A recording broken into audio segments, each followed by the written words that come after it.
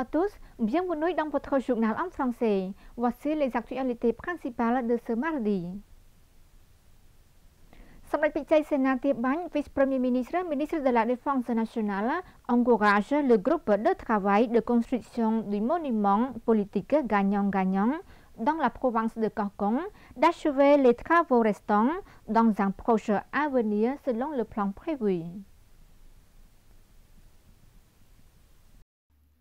Lors de la cérémonie, Samdech Pichai Senathibany, vice-premier ministre et ministre de la Défense nationale, a déclaré que le monument politique gagnant-gagnant en cours de construction dans la province de Cancun est une preuve importante en tant qu'établissement d'enseignement, de culture et d'attraction tourisme. Tous les citoyens doivent se souvenir et se protéger. Samdech Pichai Senathibany a également mentionné la construction du monument politique gagnant-gagnant à Phnom Penh comme la meilleure réalisation qui a rassemblé de nombreux artefacts historiques qui se sont déroulés dans tout le Cambodge au cours de la dernière étape pour être conservés et rappeler le passé.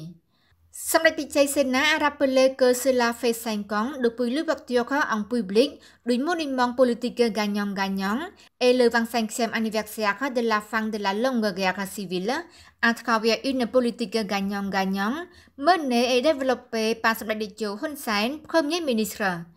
Plus important, nous essayons de collecter des fonds pour construire des monuments politiques gagnant-gagnant dans les autres provinces.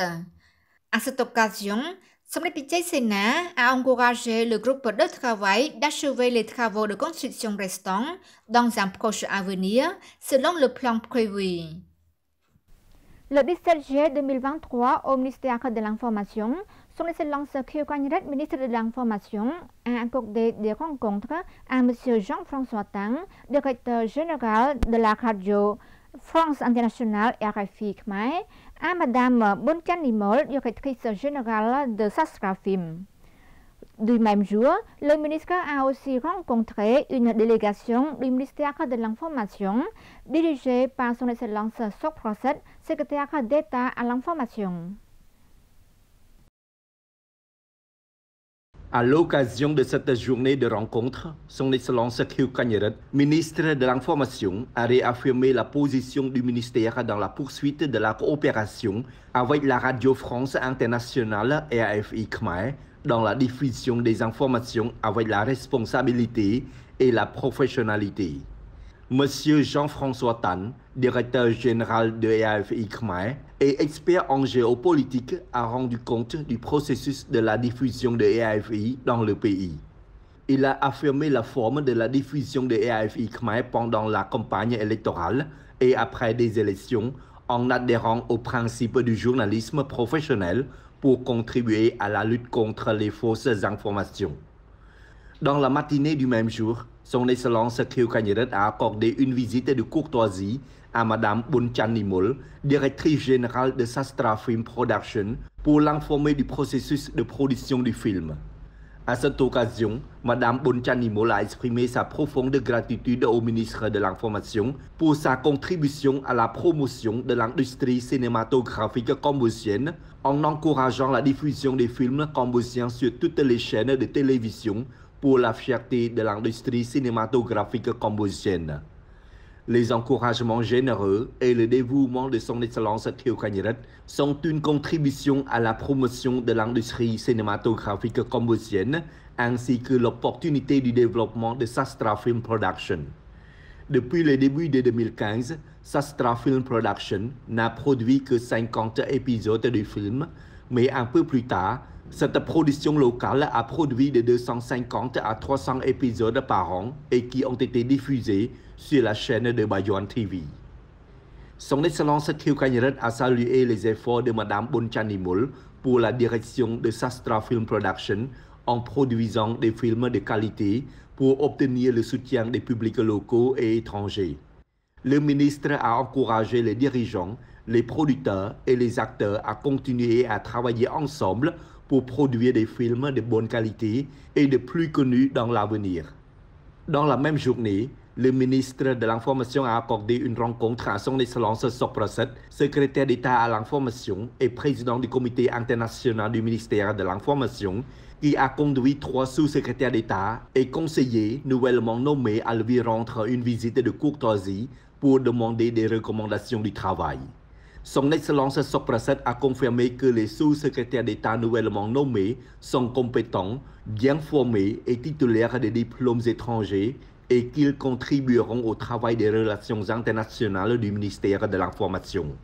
Le ministre a chargé les 3 sous-secrétaires d'État et conseillers nouvellement nommés de coopérer et renforcer la solidarité avec tous les départements du ministère et d'entretenir de bonnes relations avec les autres ministères et institutions, y compris les pays qui coopèrent avec le ministère de l'Information.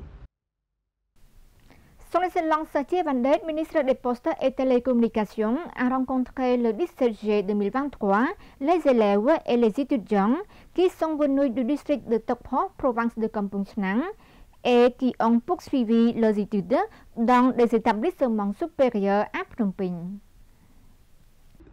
À cette occasion, Son Excellence Chia Van Det, ministre des Postes et Télécommunications, a informé des progrès réalisés dans le district de Tokpo et a demandé à tous les élèves et les étudiants de prêter attention aux études pour tous, d'obtenir un emploi rémunéré et de participer au développement social et économique.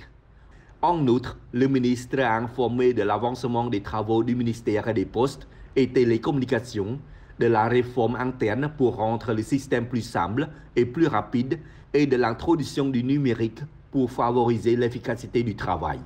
Le ministre a informé aux élèves et aux étudiants de l'infrastructure de connectivité numérique sur l'amélioration de la qualité des services mobiles, l'amélioration des services de télécommunication en réponse à la demande croissante et l'utilisation de la pépinière de vérification de fichiers verified.gov.kh. Dans le même temps, le ministre a fait un point sur le développement des ressources humaines pour promouvoir le savoir numérique, la promotion de la captation numérique et la mise en place de programmes de concours, l'organisation du Community Touch Center, le projet d'aide à l'organisation des infrastructures et de l'Internet, de la technologie numérique à haut débit et des systèmes de gestion universitaire dans les institutions publiques et privées. Selon le ministre, chaque année, son ministère offre des centaines de bourses aux étudiants compétents pour les études sur les numériques et les créations des programmes de développement des compétences numériques. Les élèves et les étudiants venus du district de Tokpo, province de Kampong Chhnang, qui ont poursuivi leurs études dans des établissements d'enseignement supérieur à Phnom Penh, ont quant à eux fait leur demande à son Excellence Chia Van Det pour résoudre des problèmes qu'ils rencontrent pendant leurs études à Phnom Penh. Son Excellence Tina, ministre de l'Agriculture, des Forêts et de la Pêche, a accordé une audience à Madame Florence Bouaki Akono, ambassadrice de la République du Ghana au Cambodge, pour discuter du travail. Lors de cette rencontre, Son Excellence Tina, ministre de l'Agriculture, des Forêts et de la Pêche, a salué la coopération entre le Ghana et le Cambodge, notamment dans le domaine de l'agriculture pour la sécurité alimentaire. Son Excellence le ministre a également précisé la politique agricole du Cambodge en matière de coopération et d'investissement étranger et de participation à la garantie de la sécurité alimentaire mondiale, conformément aux instructions de Samdech Akek Mohasena Pariditcho Hun Sen, Premier ministre du Royaume du Cambodge, telles que la coopération d'investissement à Cuba et en Côte d'Ivoire. Les investisseurs cambodgiens investissent directement dans ces pays pour l'approvisionnement intérieur et l'exportation de riz en fournissant des semences et techniques. Son Excellence le ministre a continué, la stratégie du secteur agricole cambodgien n'est pas ciblée sur l'augmentation de la quantité, mais sur la qualité, la sécurité, la réduction des coûts et une efficacité à haute valeur ajoutée et une réelle durabilité économique.